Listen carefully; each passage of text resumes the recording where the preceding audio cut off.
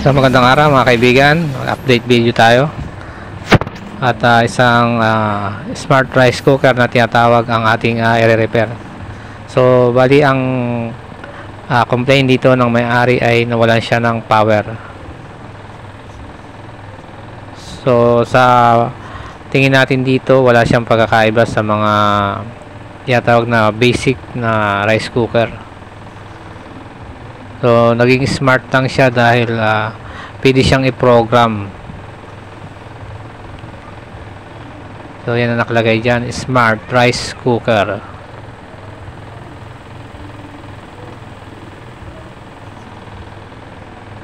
So wala siyang pinag-iba dahil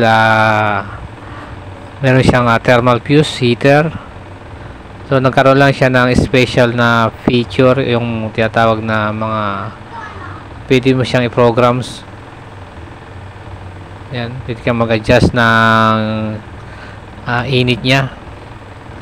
So pwede mong i-adjust din o i-program kung saan mo gagamitin na pagkain. So digital siya, meron siyang system control na tinatawag.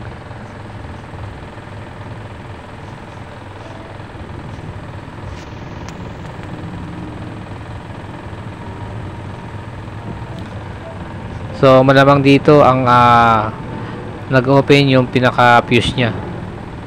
So yun naman ang madalas nangyayari dito. So yan ang ating pwedeng palitan diyan. So meron din siyang sensor doon sa pinakagitna. O yung heat sensor na tinatawag.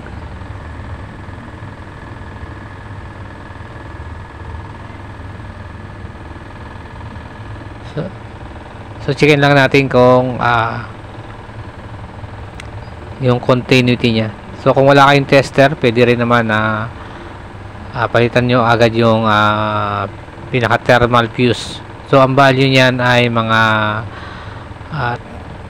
10 ampere to 15 ampere. So depende yan sa laki ng rice cooker. So pakita lang natin yung continuity o check natin itong heater niya. So may nababasa tayo na continuity.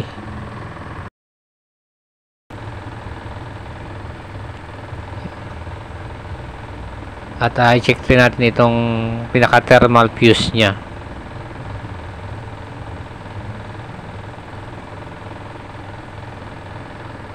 So wala tayong nare-reading dito.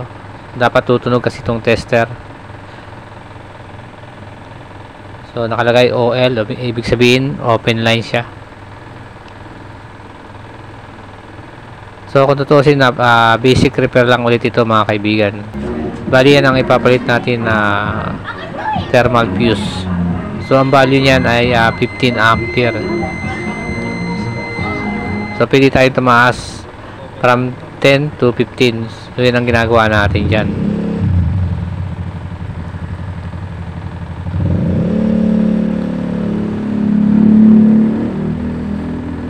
So papalitan lang natin yan mga kaibigan at tetest natin kung iinit na siya at mag-o-open na or mag-o-on yung pinaka system control niya. So doon kasi ay pinoprogram yan.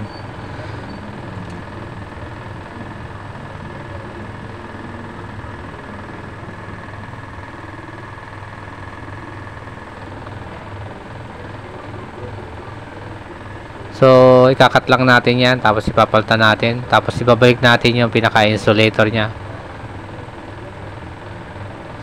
So iwasan lang natin na dumikit yung linya doon sa pinaka-body ng rice cooker. Maaari kasi maka-ground yan kung sakasakali. So ilagay lang natin itong insulator.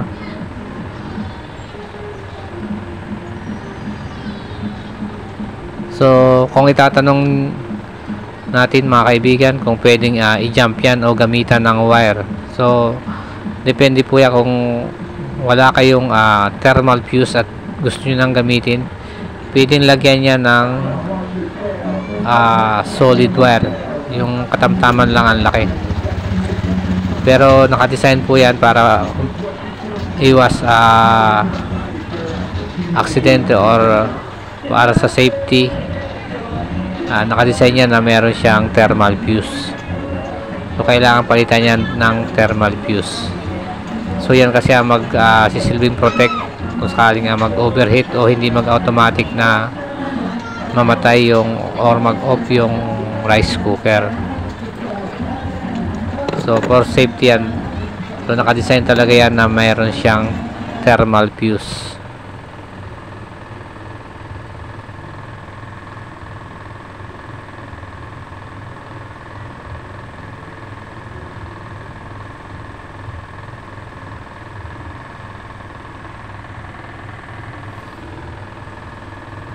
So nalagyan na natin ng thermal fuse at ite-testing na lang natin yan mga kaibigan.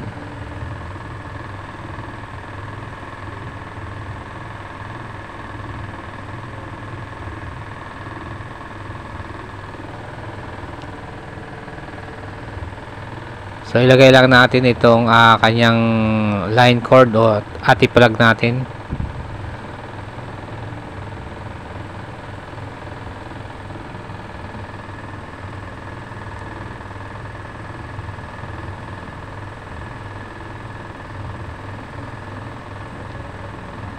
So ayan eh. So na-plug na natin yung linya. So nag-power na siya. Bali yan yung pinaka-standby niya. So wala pa siyang init o hindi pa siya umiinit. So pindutin lang itong start. So ayan. Bali umiinit na yan dyan. So yan, yun lang ang kagandahan dito. Pwede mo siya i-program or magbawas ka ng init niya, yung heat niya. At pwede rin i-program siya kung ano yung lulutuin mo.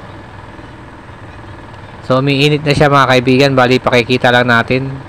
Maglalagay tayo ng kapirasong plastic para makita natin na natutunaw siya. Ibig sabihin umiinit na yung pinaka plates ng heater.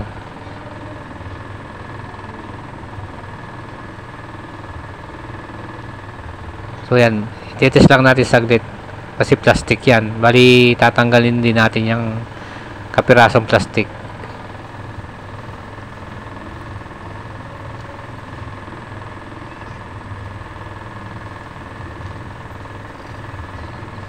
So bali okay na siya dito mga kaibigan. Maraming salamat sa panonood. At pasuporta na lang ating channel. Pa-like at pa-subscribe. Sana nakapagbigay ako ng konting idea kung paano i-repair itong appliances na rice cooker o smart rice cooker. Maraming salamat at magandang araw.